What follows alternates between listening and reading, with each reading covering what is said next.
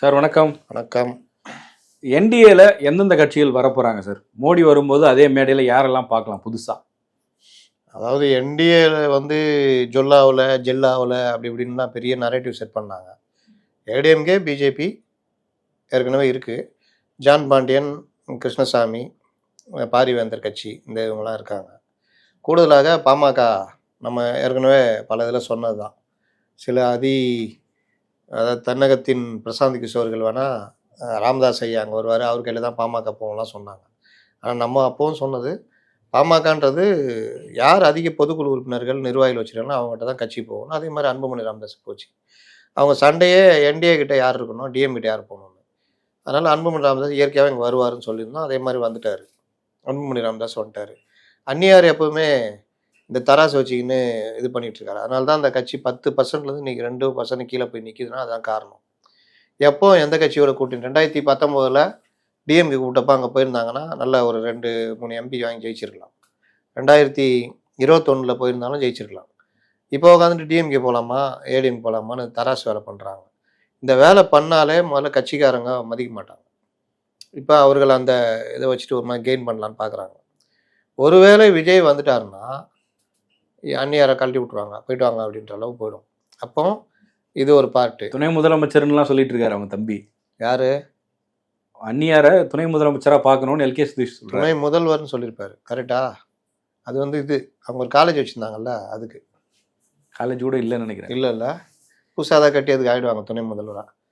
அதாவது எந்த கட்சியும் அவங்களுடைய உயரம் என்னன்னு தெரியணும். எனக்கு என்னென்னு பேசணும், துணை முதல்வர்னா அவங்க வேணால் கூப்பிட்டுவாங்க. ஜான்கிட்ட போய் புஷிகிட்ட போய் சொன்னால் வாங்க துணை முதல்வர், நான் எங்கள் தலைவர் முதல்வர், நீங்கள் துணை முதல்வர் வாங்கன்னு கூப்பிட்டுவாங்க.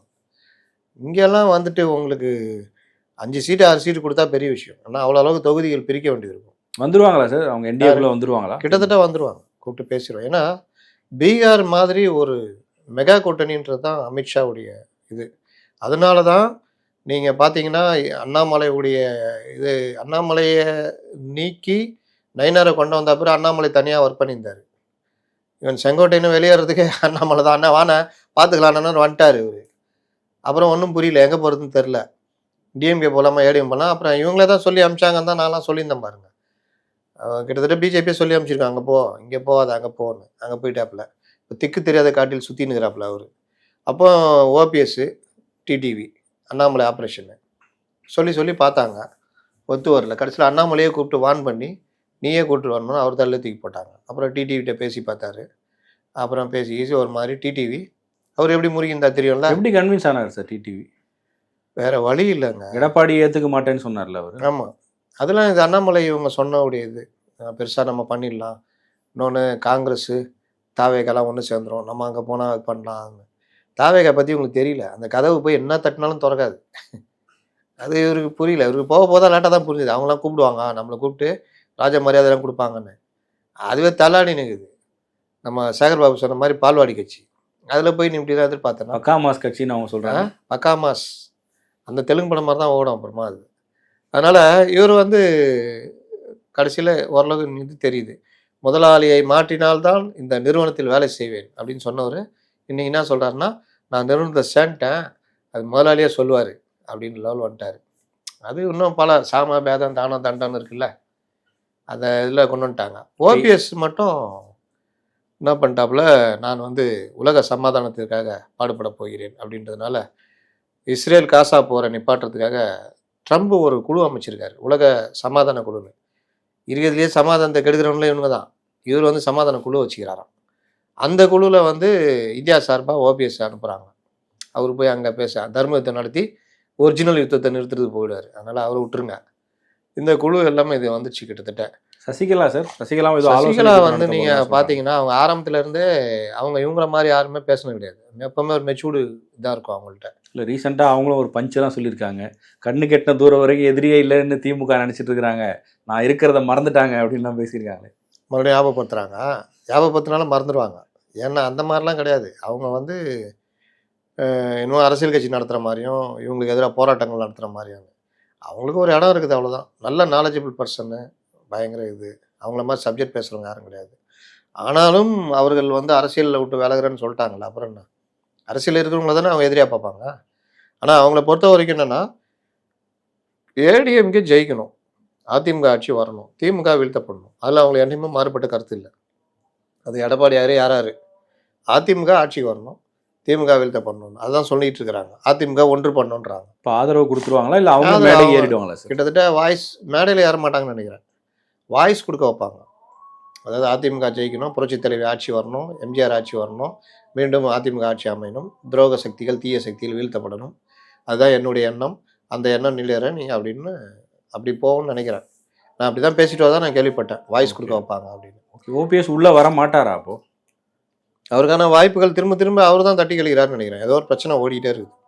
ஏன்னா டிடிவியும் சரி ஓபிஎஸும் சரி உங்கள் சைடில் கூப்பிட்டுக்குங்க, சீட்டில் நீங்கள் அவங்களுக்கு கொடுத்துக்குங்க, ஒன்று தாமரை நிற்கட்டும் இல்லை பலாப்பழம் நிற்கட்டும் எதாவது நிற்கட்டும், எங்ககிட்ட வரக்கூடாதுன்ற மாதிரி தான் அவங்களுடைய லைனு. அதில் ஓபிஎஸ்சி இப்போ எனக்கு அழைப்புதலே வரல அப்படி இப்படின்றாரு. ஒருவேளை வேணும்னு அழைப்புதல் தான் அனுப்பலையான்னு தெரில.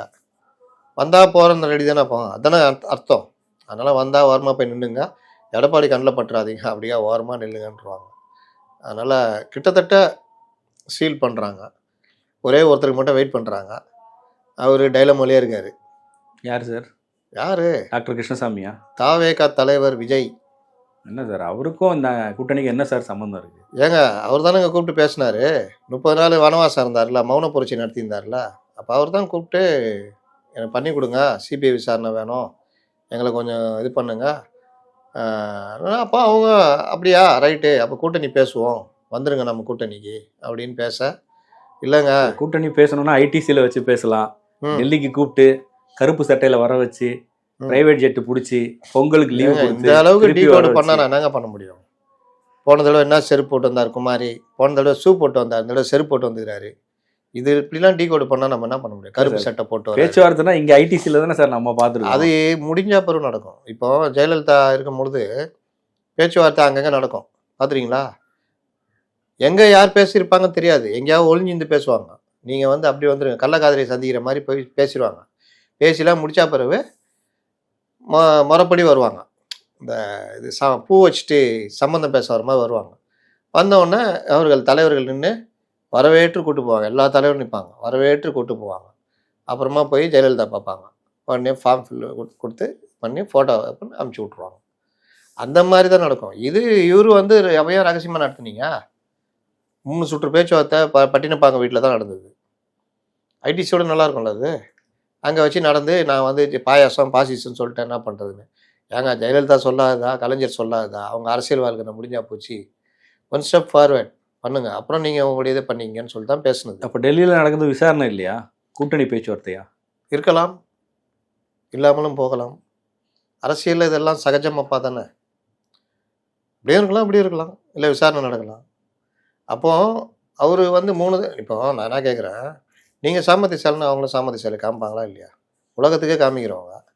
நீங்கள் வந்து தகுநூண்டு மெட்ராஸ் பாஷையில் சொன்னால் தம்மா தூண்டு வச்சுக்கின்னு நீங்கள் தான் கூப்பிடுறீங்க. இப்போ இது எப்படி நான் சொல்லணுன்னா, வாசகர்களுக்கு புரிகிற மாதிரி சிம்பிளாக சொல்லணுன்னா, ஆடுகளம் படம் பார்த்தீங்கல்ல, தனுஷ் லுங்கி கட்டிக்கின்னு கார் மேலே டாப் மேலே ஏறி பாட்டு நிற்பார். அந்த பொண்ணு எப்படி இருக்கும்? சம்மந்தமே இருக்காது, சாமிங்காக இருக்கும். இவருக்கு அது மேலே ஒரு கண் இருந்துதான் இருக்கும். ஒரு பிரச்சனையில் அது உதவி கேட்கும், கரெக்டாக? இவர் உதவி பண்ணுவார். அப்புறம் நம்மளை மயச்சு கூப்பிட்டு சின்ன லவ் பண்ணுறதுன்னு சுற்றுவார், கரெக்டாக? கடைசியில் லவ் கூடினா வச்சுக்கோங்க. சேம் அதே தான். தனுஷ் தான் என்டிஏ, அந்த பொண்ணு தான் விஜய் தாவேகா. இவங்க அது கண்ணு விட்டு நேக்குறாங்க, அது பிடி கொடுக்காமே இருக்குது. பிரச்சனை வந்தோன்னு கூப்பிடுது வா அப்படின்னு. உடனே இவங்க போய் பிரச்சனையை தீர்த்து வைக்கிறாங்க. சிபிஐ விசாரணைலாம் வருது. அப்போ என்ன நினச்சிக்கிறாப்புல, ரைட்டு நம்மளை லவ் பண்ணுது அப்படின்னு. இது பிரச்சனை முடிஞ்சோடனே நான் சும்மா தான் ஃப்ரெண்ட்லியாக தான் பழகினன்ட்டு போயிடுது. அப்போ காண்டாவாதா? ஆடுகளம் மாதிரி தான் தேர்தல் களம் இருக்குன்றீங்க. ஆமாம், ஆடுகளம் தான் தேர்தல் களம், எல்லாத்துலேயும் களம் தானே. அப்போது நீயா கூப்பிட்ட, நீயா பேச்சுவார்த்தை நடத்தின, 3 சுற்று நடத்தின, அப்புறம் நிலைமை சரியானோன்னே ஓடி ஒழிஞ்சவங்களாம் வந்தோடனே இல்லை தனியாக அவங்க கூட்டு போய் காமிப்பாங்களா? windy.com இன்றைக்கி டெம்பரேச்சர் 41%. இப்போ சொல்கிறாங்களா 40% ஆயிடுச்சுன்னு. 40% ஆயிடுச்சாம்மா. அதனால் பார்த்துட்டு ஓ அப்படியா. இன்னொருத்தர் இருக்கிறார் பாருங்க, ஜான் ஆரோக்கியசாமி. நீங்கள் கடவுளின் குழந்தை, பிரபஞ்சத்தின் குழந்தை, நீங்கள் முதல்வர் ஆவதை யாரும் தடுக்க முடியாது, அந்த இறைவனே நினைத்தால் கூட உங்களை தடுக்க முடியாதுன்னு. ஓ அப்படியா, ஆமாம், அதுக்கு பிரதமர் ட்ரை பண்ணலாமா, எதுக்கு முதல்வர்? அந்த அளவுக்கு உற்பேத்தி வச்சுக்கிறாங்க. அப்போ இதெல்லாம் அவர் நம்புறாரு. அப்போது இந்த மாதிரி நடக்கும் பொழுது சான்ஸ் கிடைச்சா என்ன பண்ணுவாங்க? சிபிஐ விசாரணை நீதி வெல்லும் நீங்கள் தானே சொன்னீங்க. நீதி அது வேலையை பார்த்துன்னு இருக்குது. கேட்டால் என்ன சொல்லுவாங்க? ஏன்பா சாட்சியை விசாரிக்க மாட்டாங்களா? நீங்கள் அதில் சாட்சி தானே, நீங்கள் தானே வண்டியில் உட்காந்துட்டு வந்தீங்க, உங்கள் இதில் தானே அதெல்லாம் நடந்தது. வண்டிக்குள்ளே யாராக இருந்தாங்களோ எல்லாரையும் கூப்பிடுவாங்கல்ல. ஏற்பாடு பண்ணி வியூகம் வகுத்து கொடுத்தாரு, அவரையும் கூப்பிட்டு தானே செய்வாங்க. அப்போ அதான் நடக்கும். அதுக்குள்ளே நம்மளால உருட்டுறான். சாட்சி குற்றப்பத்திரிக்கை, விஜய் கைதாவாரா, ஜான் ஆரோக்கியசாமி கைதாவாரா, கட்டம் போட்ட சட்டு கொடுப்பாங்களா, எந்த சிறை, தீகாரா தமிழ்நாடா, விஜய்க்கு ஹிந்தி தெரியுமா, தீகாரில் சமாளிப்பாரா, இன்னொருத்தன் போயிடுவான் தீகார் சிறைக்கே போயிடுவான், இதுதான் விஜய் இருக்க போகிற சிறை, இதுதான் கக்கூஸ் இந்த ஓரமாகுது பாருங்க, இது இப்படி இருக்கும்ன்ற லெவலுக்கு போயிடுவாருங்க போல. அதே நம்ம ஆளுங்க உடனே எடுத்துக்குவாங்க, ஓ இதான் அது அவர் இருக்க போகிற ஜெயிலா அப்படின்னு. அப்போ அவருக்கு எப்படி இருக்கும்? பக்குன்னு இருக்கும்ல. சும்மா ஆயின் வழக்கு போட்டதுக்கு ஒருத்தர் 15 நாள் தலைமறைவாக இருந்தார். அதனால் இவ்வளோ பிரச்சனைகள் ஓடிக்கிட்டு இருக்குது. இது தனியாக நடக்கும். அப்போ என்டிஏக்கு விஜய் வருவாரா அப்படின்றது இன்னை வரைக்கும் விஜய்க்கும் குழப்பம் இருக்குது, அவங்களுக்கும் குழப்பம் இருக்குது. 23 இதில் கிட்டத்தட்ட சீல்டு ஆகும். ஒருவேளை நான் இன்னைக்கு வந்தேன்னா இப்போ வெளியில் பேசுறது எல்லாம் கரெக்டுன்ற மாதிரி ஆகிடும். நீங்கள் வச்சுக்கோங்க, நான் பிப்ரவரியில் அறிவிச்சிட்டு கூட வரேன்னு கூட முடிவெடுக்கலாம். அதனால் இப்போ வரைக்கும் விஜய் அந்த குழப்பத்தில் இருக்கார். கூட இருக்கிறவங்க குழப்பிக்கிட்டு இருக்கிறாங்க, நம்ம இப்படி வந்துடுவோம் அப்படி வந்துடும்ன்றாங்க. ஆனால் பாருங்கள், ஒரு படத்துக்காக 1 மாதமாக கட்சியை இயங்காமல் இருக்குது. அங்கே இவரை கூப்பிட்டு 13ஆம் தேதி நாளைக்கு வந்துருங்க விசாரணைக்கு தான். இப்போ இந்த இதெல்லாம் குழுக்கள்லாம் போட்டிருக்காங்களே சார், கேம்பெயின் பண்ணுறதுக்கு ஒரு குழு போட்டிருக்காங்க, தேர்தல் அறிக்கை குழு, அந்த குழுவினுடைய ஆலோசனை கூட்டம். கட்சி ஆக்டிவாக தானே இருக்குது. எங்கே பனையூர் ஆஃபீஸில் டிஸ்கஷன்ஸ் நடக்குது, வெளியில் பொதுக்கூட்டம்லாம் நடக்குது, லயலாமணி போன்றவர்கள்லாம் பேசுகிறாங்க. ஓ ஐயோயோ, லயலாமணி பயங்கரமான தலைவர் இல்லை, பாவம் ஏதோ கூட்டம் போட்டு தொண்டன் சும்மா இருக்க மாட்டான்ல. அருண்ராஜ் கூட பேசினார் அங்கே ஒருத்தர் ஏதோ. பாருங்க, எதிர்கட்சி சதி. தொண்டன் சும்மா இருக்க மாட்டான்ல, அவன் ஏதாவது பொங்கலை ஓட்டி ஏதாவது கூட்டுவாங்க பண்ணுவான். கட்சி செயல்படுதுன்னா என்ன அர்த்தம்னா, கட்சியை அறிவிக்கணும், பொங்கல் விழாவை நமது தொண்டர்கள் சிறப்பாக செயல்படணும், இந்த மாவட்டத்தில் அதை போகாத மாவட்டம் இருக்குல்ல அங்கே தலைவர் கலந்துக்கிறாரு, அங்கே போய் நடத்திட்டு மைக்கை பிடிச்சி அமெரிக்காவிற்கு எச்சரிக்கை விடுகிறேன், ட்ரம்ப்புக்கு இறுதி எச்சரிக்கை அப்படின்னு பேசணும். இன்னொரு மாவட்டத்தில் புஷி அவர் வந்துட்டு தலைவரை இட்டாந்து இட்டுன்னு போதுன்னு தான் நினச்சினுக்கிற, டெம்பே நெதன்யாகு என்ன நினச்சினுக்கிற, காசாவை தாக்கினுக்கிற, பார்க்க பொறுத்து கொள்ள மாட்டார் எங்கள் தலைவர் விஜய் அப்படின்னு அவர் பேசணும். நான் இன்னொரு மாவட்டத்தில் கூட்டத்தை போட்டு நம்ம இவர் செங்கோட்டையன் 1972 1991 ஈராக் போர் நடந்த பொழுது அப்படின்னு அவர் பேசணும். இப்படிலாம் பேசினா தானேங்க. எதுவுமே பண்ண மாட்டீங்க. தேர் முடிஞ்சோடனே சாமி கருவறைக்கு போயிடுமே, அந்த மாதிரி கருவறைக்கு போயிடுறது. மறுபடியும் அடுத்து தேர் திருவிழா வரும்போது வர மாதிரி வந்தால் கட்சி இயங்குதுன்றீங்களே எப்படி? இது இந்த 4 பேரை போடுறது. அதில் பாருங்கள், அந்த தேர்தல் அறிக்கை குழுவில் தனி ஸ்ட்ராட்டஜி டீம் வச்சுக்கிட்டு ஒர்க் பண்ணிகிட்டு இருக்காரு ஆதவ். அவருக்கு தான் தமிழ்நாட்டில் இருக்கிற பிரச்சனைகள் தெரியும். செங்கோட்டையனுக்கு எல்லா பிரச்சனையும் தெரியும். 30, 40, 50 ஆண்டு கால அரசியல்வாதி. இவங்க 2 பேரும் தேர்தல் அறிக்கை தயாரிப்புக்குள்ளே இல்லை. ஒரு அறிக்கை எப்படி வரணும், தமிழ்நாட்டிலேருந்து இந்த பிரச்சனையை தொடணும், இதெல்லாம் அவங்க 2 பேரும் இல்லை. பிரச்சார குழுவில் போட்டிருக்காங்களா, அதில் பிரச்சார குழுவுடைய செயலாளர் இருக்காரு நாஞ்சில் சம்பத், அவர் இல்லை. இப்படி தான் இவர்களுடைய கமிட்டி போடுறது வருது. இதில் வேற இப்போ ஒரு குழு போட்டாங்கன்னா குழு, அதான் பிரச்சார குழுவா? பிரச்சார குழு தான். 3வது இடம் செங்கோட்டையனுக்கு. சீனியரை கீழே இறக்கிட்டாங்க. அது ஏதோ நொந்து போய்கிறாராம். உடனே கூப்பிட்டுக்கிறாங்க, என்னங்க நொந்து போயிருக்கீங்களா? ஆமாங்க நொந்து போய்கிறேன். பரவாயில்லைங்க, நொந்து போனால் நொந்து போங்கன்ட்டு போயிட்டுக்கிறாங்க. இன்றைக்கி ஒரு பேப்பரில் போட்டுக்கிறாங்க, இவர் சேர்ந்து எல்லாம் பண்ணி ஈரோடு கூப்பிட்டு போய் சந்திரமாலை போட்டு இளநியில் ஸ்டாப் போட்டு கொடுத்து, எங்களோட இவரோட பெரிய தலைவர் யாருமே கிடையாதுங்க, எம்ஜிஆர் கூடயே இருந்தவருங்க, ஜெயலலிதா கூட இருந்தோம்லாம் காமிச்சிட்டு வீட்டுக்கு போய் தலைவான்ட்டுக்கிறாங்க. மறுநாள் காலையில் எழுந்துச்சி மாவட்ட செயலர் ஃபோன் பண்ணிக்கிறாரு. அப்புறம் ஈரோடு மாவட்டத்தில் நம்ம என்ன பண்ணலாம் அப்படின்னு.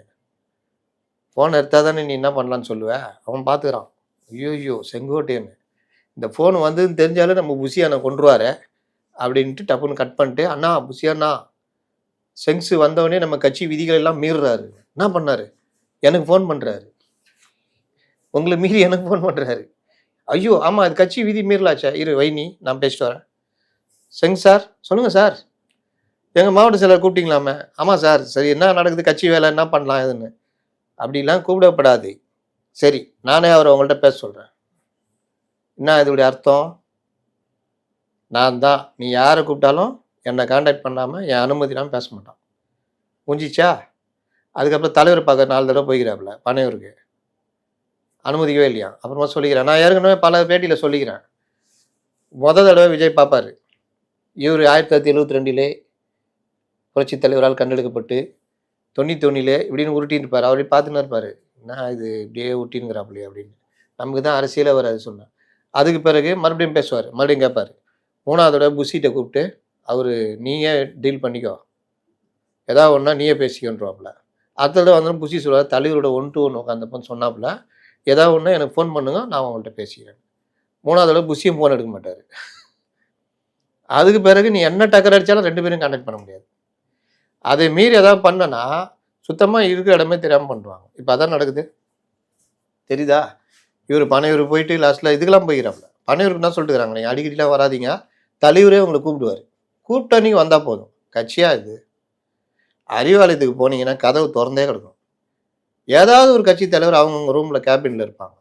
அட சத்தியமூர்த்தி பவனுக்கு போங்க, 1000 அடிச்சுக்கிட்டாலும் ஏதாவது இருக்கும். கமலாலயத்துக்கு போங்க, வரவேற்பில் ஒரு மேனேஜர் இருப்பார். உங்கள் பேர் என்ன விஷயம், கட்சிக்கார். அங்கே பல ரூம்கள் இருக்கும், அந்தந்த தலைவர்கள் இருப்பாங்க. எந்த கட்சி? கம்யூனிஸ்ட் கட்சிக்கு போங்க. இங்கே மட்டும் கட்சி ஆஃபீஸ் எங்கே இருக்குன்னு கேட்டால் சென்னையில் இருக்குதான். சென்னை அங்கே அது பனையூர்? சென்னையா காஞ்சிபுரம் மாவட்டம்? சென்னைக்கு மிக அருகில். சென்னைக்கு மிக அருகில். அப்புறம் அங்கே போகணுமா? அங்கே போனால் கதவை திறந்தோன்னா அரே கியா அப்படின்னுவான். இல்லை கியா, மாவட்டத்துலேருந்து வந்துக்கிறேன். மாவட்டம் தான், தலைவரை பார்க்க. தலைவர் கோன் தலைவர்? என்னடா உண்டு, எது பேசினாலும் புரிய மாட்டேங்குதே. புஷி புஷி புஷி பாண்டிச்சேரிக்கு போன்னு கதை மூட்டுவான். அவ்வளோதான். என்ன கட்சி ஆஃபீஸு? சரிங்க சார், இப்போ நீங்கள் அவங்க சைடில் இருக்கிறது ஒரு பக்கம் இருந்தாலும், இப்போ இந்த என்டிஏ கூட்டணிக்குள்ளே விஜய் வருவாரா இல்லைன்றதுல ஒரு குழப்பம் இருக்கிறதா சொல்கிறீங்க. இப்போ இவர்கள் தவிர்த்து பார்க்கும்போது ராமதாஸ் இருக்கார். ராமதாஸோட முடிவு என்ன? ஏன்னா இந்த ஒரு 4-5 கட்சிகள் தானே இன்னும் டிசிஷன் எடுக்காமல் இருக்காங்க. ராமதாஸ் இங்கே வராரா? நம்ம அடிக்கடி பேசியிருந்தா ராமதாஸ் பற்றி நான் பேசுனது இங்கே பதிவாயிருக்கோம். நான் ஆரம்பத்துலேருந்து சொல்லிக்கிட்டு இருக்கிறேன்.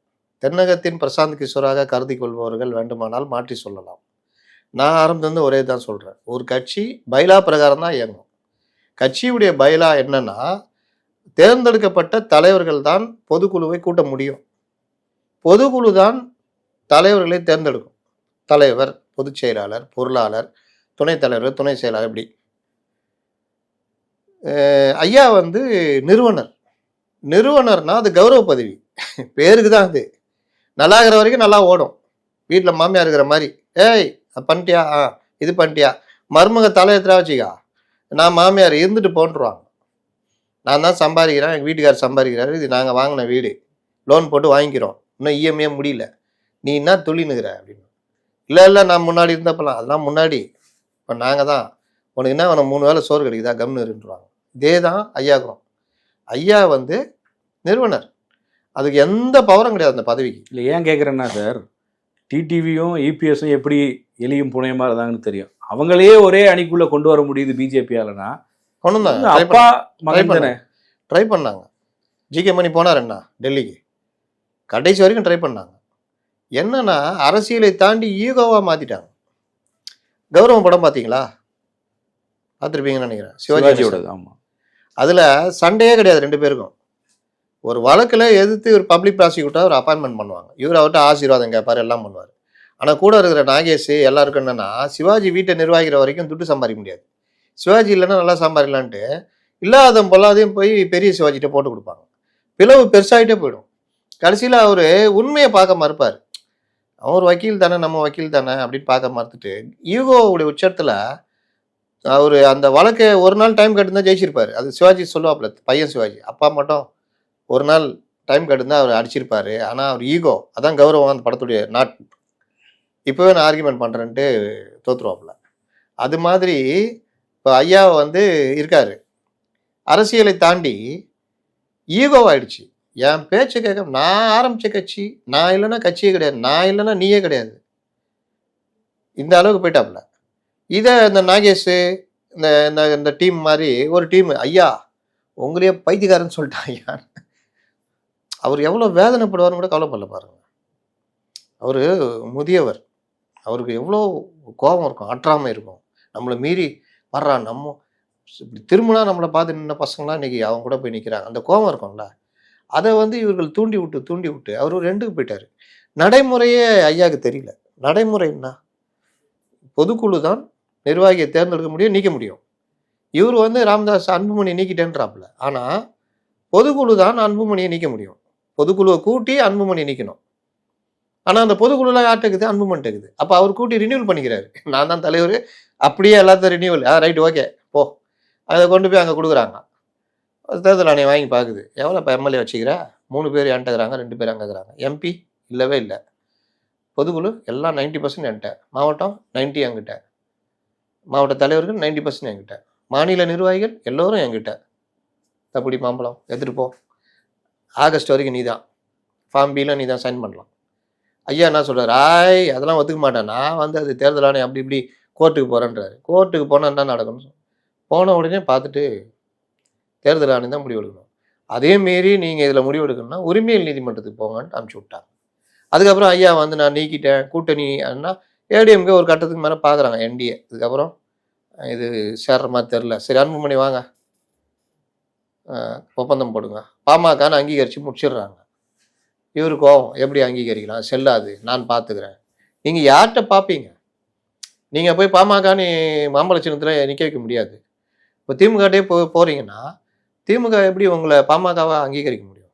திமுக எப்படி பயன்படுத்த பார்க்கணும்? ஐயா நீங்கள் தைலாபுரம் தோட்டத்துலனா அப்பப்போ அறிக்கை விடுங்க, உண்மையான பாமக நான் தான், பாமக உண்மையான ஓட்டு போட விரும்புகிறவங்க திமுக கூட்டணி வாக்களியுங்கள், எங்கள் வீட்டு பிள்ளைங்க 4 பேர் 5 பேர் அங்கே கொடுத்துக்கிறேன், உதயசூரியன் சின்னத்தில் நிற்பாங்க, அவங்களுக்கு வாக்களிங்க. வேற என்ன பண்ண முடியும்? அதனால ஒரு எண்டுக்கு போயிட்டார் அவர். அவர் இதுக்கப்புறம் தேர்தல் முடிஞ்சு ஒரு 10 சீட்டோ 8 சீட்டோ பாமக ஜெயிச்சதுன்னா 8 சீட்டு ஜெயிச்சாலும் அவங்க அங்கீகாரம் வாங்கிடுவாங்க. அதுக்கப்புறம் நீங்கள் எல்லாமே தலைகீழாகிடும். அதுக்கப்புறம் ஐயாவும் சின்ன ஒன்று சேர கூட செய்யலாம். ஆனால் இப்போதைக்கு அது நடக்காதுன்றதுனால தான் அதை அப்படியே விட்டாங்க. டிஎம்கே அதை பயன்படுத்துது. அதான் அன்புமணி சொல்கிறாரு, எங்கள் வீட்டுக்குள்ளே குழப்பம், கட்சிக்குள்ளே குழப்பமும் உங்களால் தான் வந்துச்சுன்னு. அதுதான் இப்போ பிரச்சனை. புதிய தமிழகம் கிருஷ்ணசாமி சார், அவர் என்டிஏவோட எப்போ இணக்கமாக இருக்கிற ஒருத்தர் தான். ஆனால் இப்போ அவர் இன்னும் கூட்டணிக்குள்ளே வராமல் இருக்காரு. அவர் வந்துடுவார், 23 வந்துடுவார். டிமாண்டு தான் அவங்களாம். அவரும் அந்நியாரம் ஒரே தான், அந்நியம் அவரும் அண்ணன் கட்சி மாதிரி. அதெல்லாம் டிமாண்ட் பண்ணி மல்லமாக உள்ள வருவார். அதெல்லாம் பிரச்சனை இல்லை. வரலன்னா யாருக்கு நஷ்டம்? தனி அரசு வந்துட்டார் பார்த்தீங்களா? ஆமாம், அது எப்படி சார்? அது அவருக்கு தொடர்ந்து எடப்பாடி எதிர்த்து பேசுறாரு. அற்ற நீர் குளத்து அறுபறவைன்னு சொல்லுவாங்க. குளத்துல தண்ணி இந்த பறவைங்க இருக்கும், குளத்திலே தண்ணியிலே கொக்குமில்லை மீனுமில்லை மாதிரி இருக்கும். ஜெயலலிதா இருக்க வரைக்கும் அங்கே எம்எல்ஏ சீட்டு கொடுத்தாங்க. அப்படி புகழ்றதுலாம் எங்கள் காது அருந்துடும். யாரு? குடியரசு கட்சி தலைவர் இவரு சேகு தமிழரசன், நம்ம இவரு சரத்குமார், ஜவாஹிருல்லா இல்லை, அவர் இல்லை, சரத்குமார், இவரு தனி அரசு, இன்னும் 2 பேர் ஆரம்பித்தான். இதில் சிபிஐயில் ஒருத்தர் இருந்தார், ஆறுமுகம் தான் தலைவர், இன்னொருத்தர் இருந்தார், அவர் புகழ்வார் பாருங்க. அப்படி இப்போ இவங்கெல்லாம் காது அருந்துடும் நமக்கு. அந்த வரிசையில் இருந்த ஒரு தனி அரசு. மறைவுக்கு பிறகு இங்கே இருந்தார், அங்கே போனார், டிடிகிட்ட போனார், அங்கே போனார், லாஸ்ட்டில் டிஎம்கேல நல்லா இதுன்னு செட்டில் ஆகிட்டார். இவர் இருக்காரு கருணாஸ் அங்கே செட்டில் ஆகிட்டாங்க. இதில் திமுக காரங்களே வைக்கப்படுற அளவுக்கு இவர் வந்து முட்டு கொடுத்தாரு தொலைக்காட்சி விவாதங்கள்லாம். இப்போ அவருக்கு தெரிஞ்சு போச்சு இது வேலைக்கு ஆகாதுன்னு. அவருக்கு சீட்டு கொடுக்குற மாதிரியே இல்லை. சரி அணி இப்போவே தாவிட்டோன்னா ஒரு சீட்டு கீட்டு கேட்டு போய்க்கலான்னு. எடப்பாடி அதிலெல்லாம் கில்லாடி, வா ரெட்டையில் நில்லு போ, அந்த வேலையை பண்ணி விட்டு முடிச்சு விட்ருவார். இப்போ ஒரு விஷயம் நல்லா தெரியுதா? காலம் மாறும்போது எல்லாமே மாறுது பாருங்கள். மெயின் ஸ்ட்ரீம் மீடியாவும் கொஞ்சம் காலத்தில் பாருங்களேன் அப்படியே மாறும். உள்ளகிற விஷயத்தெல்லாம் எடுத்து அடிக்க ஆரம்பிச்சிடுவாங்க. இப்போ இதுதான் நடக்கும். அதனால் எதிர்பார்க்காத தனி அரசுல தான் இங்கே வராங்க பாருங்கள். அந்த மாதிரி சொல்ல முடியாது. நாளைக்கு வேறு ஏதாவது பிரச்சனை, பாஜக ஒன்று தான் பலருக்கும் பிரச்சனை, இல்லாட்டி இங்கே வர்றதுக்கு யாருக்கும் பிரச்சனை இல்லை. சிபிஎம்க்கு என்ன பிரச்சனை? பாஜக இருக்கிறது தான் பிரச்சனை. அதனால் அது இதாகிடும். பெருசாக எதிர்பார்க்குறதா பிளாஸ்ட்டு இப்போ நடக்குது. கிட்டத்தட்ட விஜய் வந்து ஒரு ஸ்பாய்லர் தான். பியூஷ் கோயல் சொன்ன மாதிரி ஸ்பாய்லர். அவர் கிட்டத்தட்ட ஒரு 18% வரைக்கும் டிஎம்கே கோர் ஓட்டை பிரிக்கிறார். மீதி ஒரு 7-8% இங்கே பிரிக்கிறார். அப்போ அவர் ஒரு 25% வாங்கினார்னா பெரிய மக்கள் நல கூட்டணியாக அவர் இருப்பார். விஜய் ஒன்றும் இல்லைன்னா சொல்ல முடியாது, இருப்பார். ஆனால் விஜயுடைய இன்ஃப்ராஸ்ட்ரக்சர் இருக்குதுல்ல, நம்ம ஆரம்பத்தில் சொல்கிறோம்ல, உட்கட்டமைப்பு, தலைவரை இட்டாந்து போகிறதான்னு, அந்த உட்கட்டமைப்பு அவர்கள்ட்ட இன்னை வரைக்கும் பிரச்சனையில் இருக்குது. நீங்கள் சொல்கிறீங்க குழு போடுறாங்க, அது போடுறாங்கன்னு, அந்த குழுவே இயங்க மாட்டேங்குது. இன்றைக்கி செங்கோட்டையன் உள்ளே வந்துட்டு 28 பேருக்கு அவர் தான் தலைமை ஒருங்கிணைப்பாளர். இன்னை வரையும் அவர் கூட்டம் கூட்டினார், 28 பேர் கூட்டம். தலைவரை நீ தான் டீ மாஸ்டர், ஆனால் நீ டீ போடக்கூடாது, அப்படியே ஓரமாக உக்காரு, அவள் தான். அதனால் இதுதான் அந்த கட்சி. அப்போ அவர்களால் எதுவுமே பண்ண முடியாது. அப்போ வேட்பாளர் தேர்வு 1000 பிரச்சனை, 234 தொகுதி. இங்கே திமுக என்ன பண்ணி தெரியுமா, இவன்லாம் வேட்பாளராக வருவான், ஒரு லிஸ்ட் எடுத்து வச்சுக்கிறாங்க. அதெல்லாம் கில்லாடி அவங்க. இவன்லாம் மாவட்ட செயலாளர் அந்த லிஸ்ட்டு, இவன்லாம் இந்த நிர்வாகி, இவங்க எல்லாத்துக்கும் இந்தந்த பிரச்சனை. இவன் மேலே 8 கேஸ் இருக்குது, இவன் மேலே 3 கேஸ் இருக்குது, இவன்கிட்ட வீட்டு பிரச்சனை இருக்குது, வீட்டு அடமானத்தில் இருக்குது, இவனுக்கு இந்த பிரச்சனை. மதுரை மாவட்டமே இன்றைக்கி டிஎம்கே கையில் இருக்குதான். என்ன சொல்லுவீங்க? தாவேகாவுடைய மதுரை மாவட்டம் திமுக கையில் இருக்குதான். சொல்லுங்கள் தலைவரே, முடிச்சிடலான்றாங்க. அந்த அளவுக்கு போயின்னுக்குதுன்றாங்க. அப்போ அவர்கள் அதில் இவங்க விட்டுருவாங்களா? நீ வரலன்னா சும்மா இருப்பாங்களா? என்னென்ன நோண்டுவாங்க. இப்போ அது ஒரு பக்கம். இதெல்லாம் சேர்ந்து மத்தளத்துக்கு 2 பக்கமும் இடின்ற மாதிரி ஆகிடும். இதைத்தான் திரும்பி திரும்பி நம்ம சொல்லிகிட்டு இருக்கிறோம். ஆரம்பத்திலேருந்து நான் சொல்லிகிட்டு இருக்கிறேன். தாவேகா பயிற்சி இல்லை. பயிற்சி இல்லாத நீங்கள் பயிற்சி உள்ள குழு 2 ஒரு பெரிய ரேஸ் நடக்குது. Formula 1 race. ஃபார்முலா 1 ரேஸ்னால் நீங்கள் ரேஸ்காரை கொண்டு போய் ரேஸ் ஓட்ட முடியாது. ஒரு குரூவே இருக்கணும், பெரிய குழு இருக்கணும். அதுக்கு ஒரு பெரிய கம்பெனி ஸ்பான்சர் பண்ணணும். ஒரு காரு இவ்வளோ கோடி இருக்கும், டயரை லட்சக்கணக்கில் இருக்கும். டிரைவருக்கு ட்ரைனிங் கொடுக்குறதுக்கு 2 கோடி 3 கோடி ஆகும். 2-3 டிரைவர் இருப்போம், மெக்கானிக்கு, அது இதுன்னு ஒரு டீமே இருக்கும். அண்ணாநப்பட்ட அஜித்தே ஸ்பான்சருக்கு போய் பிச்சை நயன்தாரெல்லாம் கூப்பிட்டுக்கிறாரு. அப்போ இந்த மாதிரி இருக்கிற இடத்துல நீ ஒரு ஃபியட் காரை கொண்டு போய் ரேஸுக்கு போகணும்னா, அப்போ உங்களுக்கு நீங்கள் ஒரு அஜித் மாதிரி ஒரு குழுவில் போய் சேர்ந்தீங்கன்னா எப்படி ஸ்பான்சர் கூப்பிட்றது, மெக்கானிக் எப்படி, டிரைவர் எப்படி, நம்ம ரேஸ் ஓட்டணும். 4 தடவை பற்றிக்கிச்சு. ஒரு தடவை பின்னாடி வந்து விட்டான், ஒரு தடவை இவர் கொண்டு போய் விட்டாரு. இந்த மாதிரி சரியில்லைனா கூட என்ன சார், டிரைவர் திறமையாக இருந்தால் ஆக்சிலேட்டர் வயரை பல்லில் கடிச்சு விட்டு வண்டி ஓட்டுவாங்க. சைலன்சரில் ஆயில் கொட்டினா கூட அந்த வண்டி வச்சு ஜெயிக்கலாம். அதெல்லாம் சினிமாவில். அப்போ என்ன ஆகும்னா, நீங்கள் இங்கே போய் ட்ரைனிங் எடுத்துட்டிங்கன்னா அடுத்து நீங்கள் ஒரு ரேஸ் கம்பெனி ஆரம்பிச்சிக்கலாம். ஒரு ஸ்பான்சரை வச்சுட்டு நீங்கள் களத்தில் இறங்குனீங்கன்னா இங்கே இருந்து ஆளை கூப்பிட்டுக்கலாம். திமுகவில் இருந்த வாப்பா நல்ல டிரைவர், நீ போன தடவை பார்த்தேன், வந்துரு. அப்போ இந்த கம்பெனி வைக்கிட்டே ஆகிடும். இந்த கம்பெனி ஏற்கனவே இருக்கும், ஏன்னா நீங்கள் போனதுனால இந்த கம்பெனி இன்னும் ஸ்ட்ராங்காக இருக்கும்.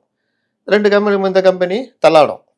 அப்போ நீங்கள் 2வது இடமோ முதல் இடமோ நீங்கள் 2030 ட்ரை பண்ணலாம். நான் ரொம்ப சிம்பிள் கால்குலேஷன் எல்லா இடத்துலையும் சொல்கிறது தான். இப்போ சேர்ந்தீங்கன்னா ஒரு 45 சீட்டு தராங்கன்னா 40 சீட்டு கெட்டிங்க. நீங்கள் தான் எதிர்கட்சி தலைவர் விஜயகாந்த் மாதிரி. நீங்கள் எப்பவும் போக மாட்டீங்க, புசியும் போக மாட்டார். வேறு யார், அருண்ராஜ் கிராப்பில் அவர் தான் போய் அங்கே உட்காந்துன்னு கொரடான்னு தான் உட்காந்துருப்பார். நீங்கள் அப்படியே தள்ளிக்கலாம். இவரும் ஒன்றும் ஜெயலலிதா மாதிரிலாம் கிடையாது. அவர் நம்ம எடப்பாடி, அவரும் கண்டுக்காமல் விட்டுருவார். ஒன்றும் பெருசாலாம் நடக்காது. அழகாக தள்ளினீங்களா, மாநகராட்சி உள்ளாட்சி தேர்தல் வரும். நகராட்சி, மாநகராட்சி, பேரூராட்சி, ஒன்றியம், பஞ்சாயத்து எல்லாத்துலேயும் பெரிய லெவலில் கேட்டுக்கின்னு கட்சியை நிற்க வைக்கலாம். இது 2 வந்தாலே உங்கள் கட்சி மாநிலம் முழுசாக போயிடும். ஐஏஎஸ் ஐபிஎஸ் எல்லாருமே உங்களுக்கு பழக்கமாகுவான், தொழிலதிபர் வருவான், நிதி கொடுக்குறவன் வருவான், கட்சி அப்படியே இதாகிடும், எல்லாம் ஒரு மாதிரி ஆகிடுவான். அப்போல்லாம் நீங்கள் லேலம் பண்ணிட்டுலாம் போனீங்கன்னா அவள் தான் டைம் கேட்டு பிஏ இருப்பாப்புல லேலம் பண்ணிக்கு. பிஏட்டெல்லாம் டைம் வாங்கிட்டு தான் போய் பார்க்கணும். ஒரு காலத்தில் சார் ஞாபகம் இருக்கா அப்படின்னா, ஓ ஜெயச்சந்திரன் கரெக்ட், அந்த சமயத்தில் இருந்தீங்க நீங்கள் தானே, ரைட் இப்போ தான் ஞாபகம் வருது அப்படின்ற அளவுக்கு போயிடுவாங்க. அப்போது இந்த மாதிரி வரும்போது அடுத்து எம்பி தேர்தல், ஒரு 7-8 எம்பி என்ன ஆவீங்க, கட்சி வேறு லெவலில் இருக்கும். அன்றைக்கி நீங்கள் தனி ரேஸ் கம்பெனி தொடங்குங்க. ஏய் பார்த்தா மதவெறி கட்சி ஆகுதுப்பா, இது ஊழல் கட்சிப்பா, இது எனக்கு பிடிக்கவில்லை, நான் தமிழ் மக்களுக்கு இப்படி செய்ய போகிறேன்னு வாங்க. அன்னைக்கு வருவாங்க பாருங்கள், காங்கிரஸ்லேருந்து எல்லாம். அன்றைக்கி நீங்களும் தயாராகிட்டு இருப்பீங்க, உங்கள்கிட்ட நிதி இருக்கும், எல்லா வசதியும் இருக்கும், அனுபவம் இருக்கும் எல்லாத்துக்கும் மேலே. ஆனால் அதுலேயும் அனுபவம் வரலன்னா உங்களை ஆண்டவனாலே காப்பாற்ற முடியாது, ரஜினிகாந்த் சொன்ன மாதிரி. இதுதாங்க நடைமுறை. அதை விட்டுட்டு நீ தனியாக ஃபியட் காரை எடுத்துகிட்டு போய் ஃபார்முலா 1 ரேஸில் போகிறேன்னா என்ன பண்ணுறது? இதில் வேறு இந்த கேரவனை வேறு ஏற்றுக்கிறாங்க காங்கிரஸ். ஃபியட் காரில் பின்னாடி கட்டி இழுத்துன்னு போவாங்க. அதுவே கேரவனு, அது ஏதாவது ஒரு வண்டி கட்டினா தான் இழுக்க முடியும். இந்த பிரவீன் சக்கரவர்த்திலாம் நம்பின்னுக்கிறாங்க. அங்கே அடி செம்மடி பல்லாருன்னு விட்டு அமிச்சிட்டாங்க, கொன்றுவேன். போனியா பொதின்னு வேலையை பாரு. அவன் சீட்டு கூட வச்சுக்கிறதே பெரிய விஷயம். எதை நம்ம தயவு தேவைப்படுது, நம்ம இருந்தால் தான் அவங்களுக்கு மத சார்பற்ற அணி அப்படின்னு ஒரு மரியாதை இருக்குது. அதனால நம்மளை வச்சுன்னுக்கிறாங்க. பிஜேபி எதிர்க்கிறதுனா நம்மளை வச்சு தான் சீன் போட முடியும். நீ வந்து தனியாக தாவேகன் ஊட்டினுக்கிற, என்ன நினச்சினுக்கிற? தேர்தல் தாவே கண்ணுன்னா துட்டி அவன் கொடுப்பான் செலவு பண்ணுறதுக்கு. காலைல எவன்டா எழுப்பி கூட்டு போவான்? தேர்தலுக்கு ஒரு ஆஃபீஸ் பிடிக்க முடியுமா அவனால்? தேர்தல் அதிகாரிட்ட சண்டை போட முடியுமா? அட ஓட்டு சீட்டு என்ற அன்னைக்கு அவன் தான் சண்டை போட்டுன்னு இருப்பான். நீ அனுப்ப தாவேக்கிலேருந்து யாராவது வருவாங்களா? ஓ அப்படின்னு அமுச்சு விட்டாங்க. ஆனால் இங்கே பிரவீன் சக்கரவர்த்தி வந்துட்டு தலைவரை பேசிட்டார், செம்மையாக பாராட்டினாப்புல. ராகுல் கட்டி பிடிச்சி கை கொடுக்குறாப்புல, தாவேகா கூட தான் அப்படின்ட்டாப்புல, நீ நம்புங்க அப்படின்னு ஊட்டினுக்கிறாப்புல. இதுதான் பிரச்சனை. அதனால் இவர் வர்றாரா அப்படின்றத இப்போ வரைக்கும் ட்ரை பண்ணுறாங்க. இவரும் இப்போ வரைக்கும் டைலமில் தான் இருக்கார்.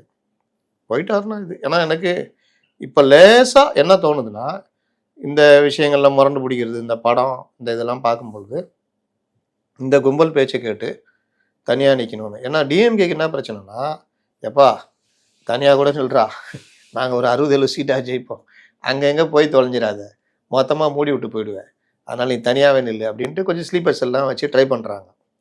இப்போ நீ தனியாக நில்லு, நான் பார்த்துக்கிறேன் அதாவது அப்படின்னு. அதனால் இந்த இதில் தான் இப்போ ஓடிக்கிட்டு இருக்குது நம்ம அரசியல் காலம். 23க்குள்ள கொஞ்சம் ஓரளவுக்கு தெரிஞ்சிடும். சார் 23க்கு பிறகு மறுபடியும் பேசுவோம் சார். கண்டிப்பாக. நன்றி. நன்றி.